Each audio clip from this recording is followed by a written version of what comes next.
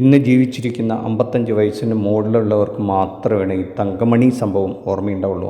1986 October 21 Idukki ജില്ലയിലെ കാമാക്ഷി പഞ്ചായത്തിലെ തങ്കമണി എന്ന ഗ്രാമത്തിൽ പോലീസ് നടത്തിയൊരു നരനായാട്ടിൻ്റെ കഥയാണ് ഈ തങ്കമണി സംഭവം എന്നറിയപ്പെടുന്നത്.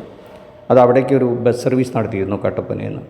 ആ ബസ് സർവീസ് അവിടുത്തെ റോഡുകളൊക്കെ, കാരണം നമുക്കറിയാലോ ആ കാലഘട്ടത്തിൽ വലിയ വികസനങ്ങളൊന്നും ചെല്ലാത്ത വെറും മൺ റോഡുകളും കല്ലും ഒക്കെ ഉണ്ടായിരുന്നുകൊണ്ട് ആ ബസ് പലപ്പോഴും ഈ കട്ടപ്പനയിൽ നിന്ന് യാത്ര പുറപ്പെട്ട് പാറമട എന്നോ മറ്റോ പറയുന്ന ഒരു സ്ഥലം വരെ മാത്രമേ സർവീസ് നടത്തിയിരുന്നുള്ളൂ. അവിടെ നിന്ന് തങ്കമണി ഗ്രാമത്തിലേക്ക് പോകേണ്ടതാണെങ്കിൽ പോലും അവർ ആ ബസ് സർവീസ് ആ സ്ഥലത്ത് വെച്ച് അവസാനിപ്പിക്കും. പക്ഷേ ടിക്കറ്റ് ഫുള്ളായിട്ട് വാങ്ങിക്കുകയും ചെയ്യും.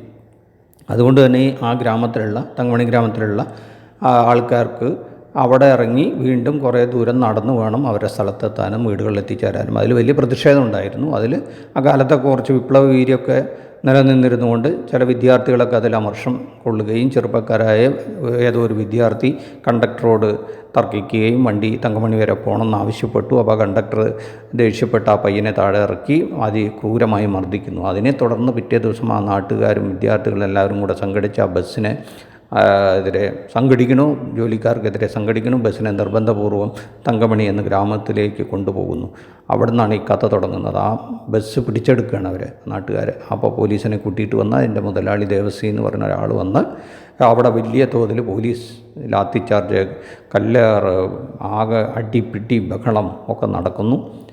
പിറ്റേ ദിവസം ആ പ്രശ്നങ്ങളൊക്കെ ഒന്ന് ഒത്തുതീർക്കാൻ വേണ്ടിയിട്ട് ചർച്ച നടക്കുന്നു. പള്ളിയിലെ അച്ഛൻ, അവിടുത്തെ പഞ്ചായത്ത് പ്രസിഡൻറ്റ്, ഒരു പോലീസ് CI തമ്പാൻ എന്ന് പറഞ്ഞ ഒരാളെ എല്ലാവരും ചേർന്ന് സംസാരിച്ചിരിക്കുന്നതിനിടയിൽ തലേദിവസം ഒരു പോലീസുകാരനെ ഇവർ കല്ലെറിഞ്ഞ് ഓടിച്ചു വിടുന്നുണ്ട് ഈ നാട്ടുകാർ. അതിൽ ആ പോലീസുകാരന് വലിയ തോതിലുള്ള അമർഷം ഉണ്ടായിട്ടുണ്ട്. അതുകൊണ്ട് പോലീസുകാർക്ക് വലിയ തോതിൽ ഈ നാട്ടുകാരോടൊരു അമർഷം ഉണ്ടായിരുന്നു. അതുകൊണ്ട് തന്നെ ഈ തമ്പാൻ ആ ചർച്ചയിൽ പ്രകോപിതനായി പെട്ടെന്ന് തന്നെ വെടിവെപ്പിന് ഉത്തരവിടുകയും പോലീസ് വെടിവെപ്പ് നടക്കുന്നു.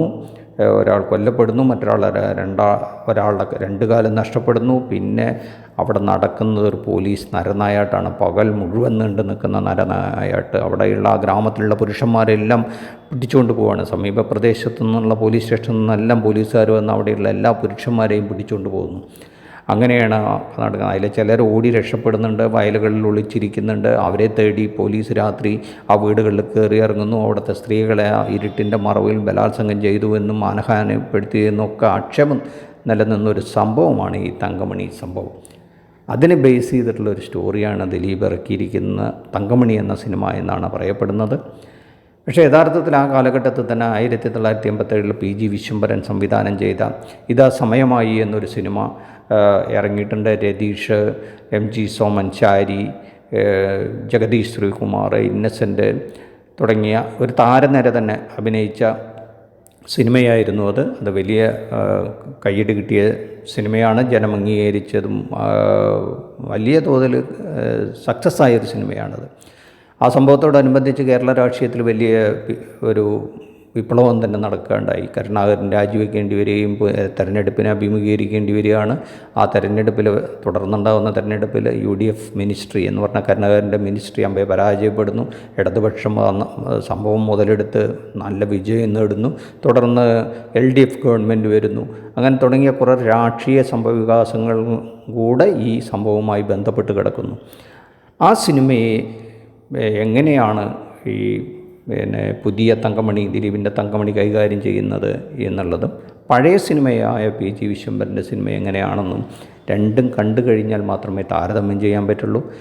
ഈ സിനിമയെപ്പറ്റി ഒരു അഭിപ്രായം പറയാൻ തീർത്തും അശക്തനാണെന്നേ പറയാൻ പറ്റൂ. കാരണം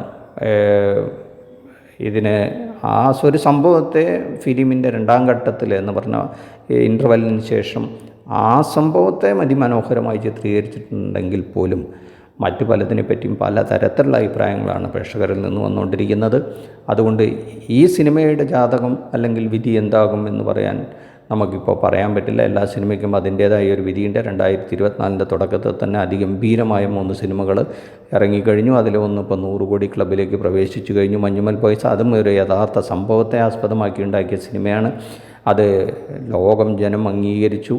എല്ലായിടത്തു നിന്നും നല്ല റിപ്പോർട്ടുകളാണ്. മമ്മൂട്ടിയുടെ ബ്രഹ്മയുഗമാണെങ്കിലും പ്രേമലു ആണെങ്കിലും ഇപ്പോഴും തിയേറ്ററുകളിൽ ഓടിക്കൊണ്ടിരിക്കുന്നു. അതിനിടയ്ക്ക് ദിലീപ് വലിയ പ്രതീക്ഷയോടുകൂടെ ഒരു തിരിച്ചുവരവിന് ശ്രമിച്ചതാണ്. അതെന്താകുമെന്ന് പറയാൻ അശക്തനാണെന്ന് ഒരു വാക്കിൽ അവസാനിപ്പിക്കുന്നു. നന്ദി, നമസ്കാരം. ഇതൊന്ന് സബ്സ്ക്രൈബ് ചെയ്ത് വെച്ചോളൂ.